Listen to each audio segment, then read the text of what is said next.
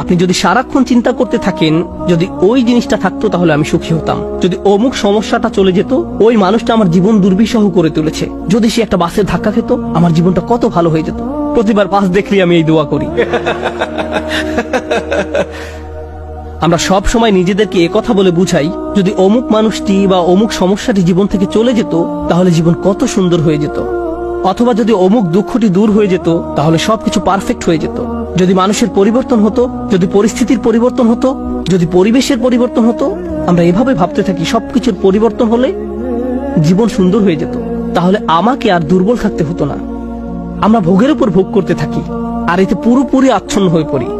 আর আল্লাহ আজ্জা ওয়া জাল্লা বর্ণনা করছেন, জানো তুমি কত দুর্বল? তুমি একটি মাছির চেয়েও দুর্বল। দুআফাত তালিব ওয়াল মাতলুব।